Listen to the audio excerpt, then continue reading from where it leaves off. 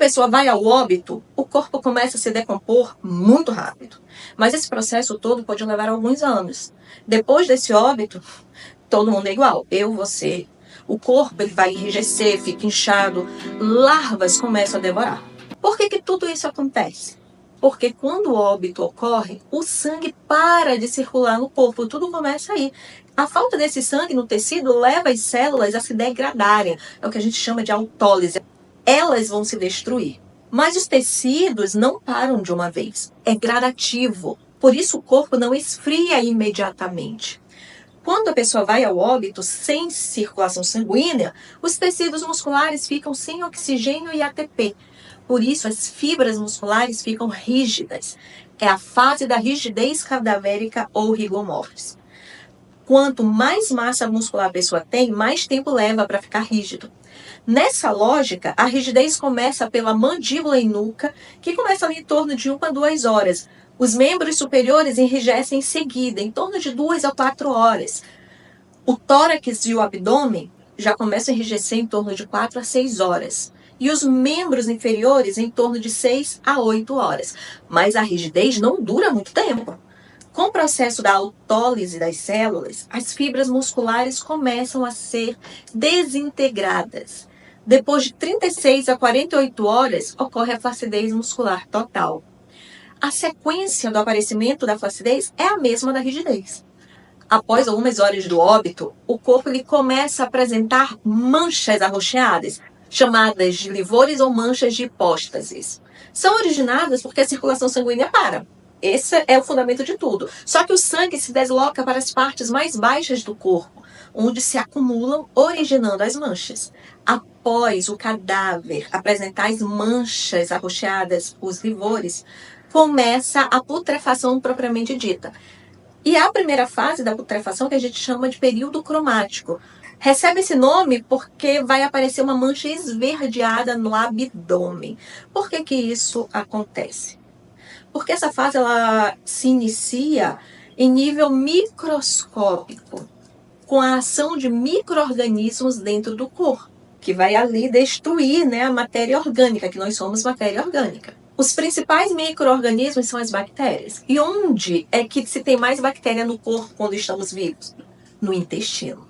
Por isso, esse primeiro sinal visível é na região do abdômen, a mancha verde no abdômen, que aparece entre 18 e 24 horas.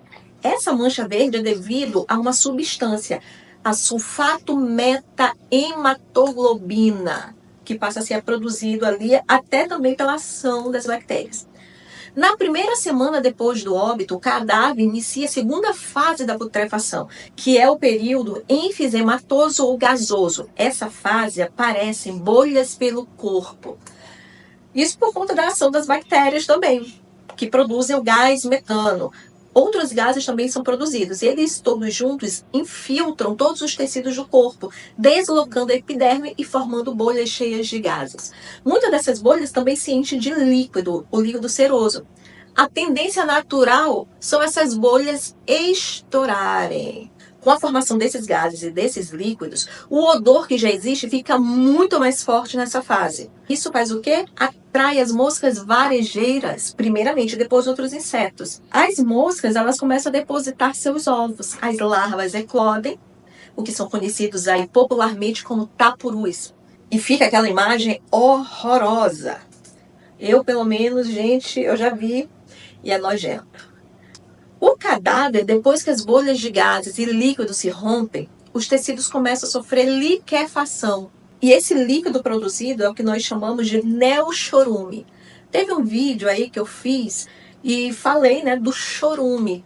Eu fui extremamente criticada. As pessoas elas não conhecem os termos e como nós falamos no dia a dia como peritos criminais, e a pessoa vem destilar seus venenos de forma gratuita. Mas agora vocês já sabem, o termo chorume não é errado e especificamente nós chamamos de neochorume.